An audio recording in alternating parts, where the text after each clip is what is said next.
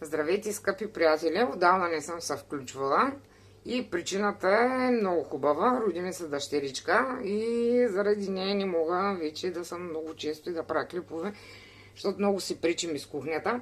Та така, да не се отмятам от темата, днес искам да ви покажа едно прекрасно, уникално сладко от кайсии, което запомнете, напишете си го, пробвайте и ще ми споменавате дълго. Така, какво ни трябва? Трябват ни 3 кг кайсии, които са изчистени и нарязани ето така на купчета. Трябват ни портокалов сок, сока на един портокал и кората на 2 портокала. Настъргвате 2 портокала, на един изтисквате сока и на тези 3 кг кайсии, тук съм си направила сироп, който е от килограм и 700-800 грама захар. Значи, първия килограм го карамелизирам. След като направя карамела, слагам малко вода, около половин литър. След това оставам да се разтопи хубаво захарта и какво правя? Изключвам от котлона и оставам да изстине сиропа. След като изстине сиропа, сега ще пусна на слаб огън да се загрее самия сироп. Ще добавя портокаловия сок и кората от портокала. Ще варя така, докато минат поне 10 на минути. И след това ще сложа 2 чайни лъжички. Само да покажа какви чайни лъжички, защото винаги ми се задават въпроси. Ама каква е чайната лъжичка? Ама колко да сложа? Ето е чайната лъжичка. 2 чайни лъжички лимонтозо. След като стане готов сиропа, ще направя последната стъпка. Ще прибавя кайсиите.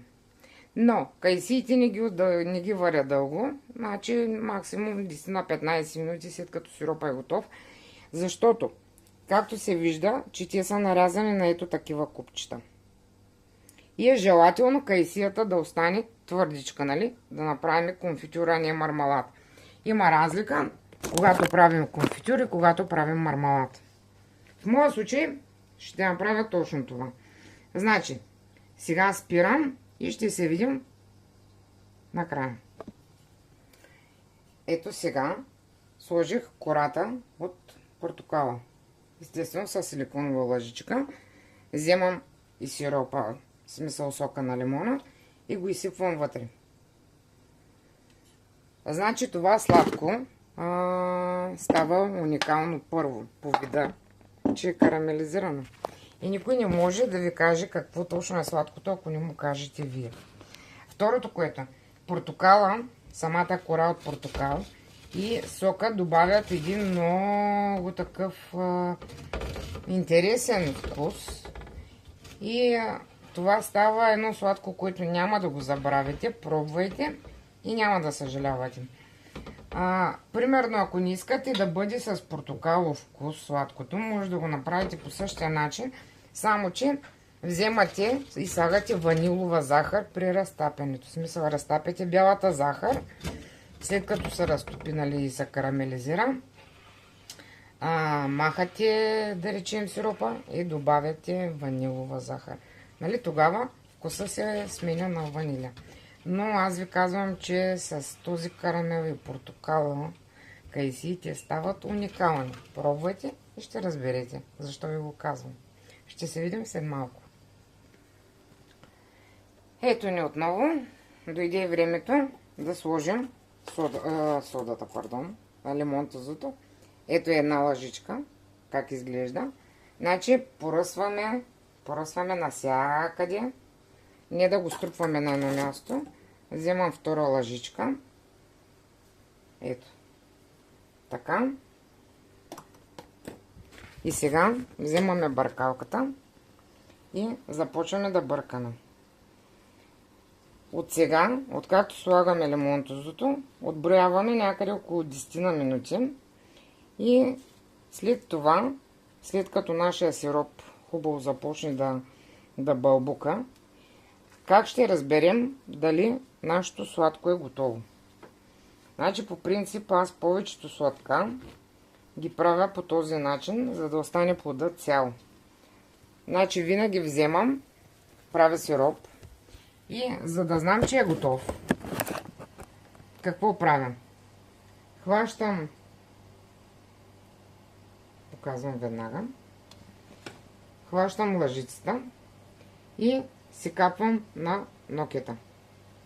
Ако се разлива, значи сиропа ми не е готов. И затова продължавам да варя така, докато самата капка започне да пада по-бавничко. Щом започне капката да пада по-бавно, значи сиропа е готов и можем да сложим плодовете. Виждаме се на финала.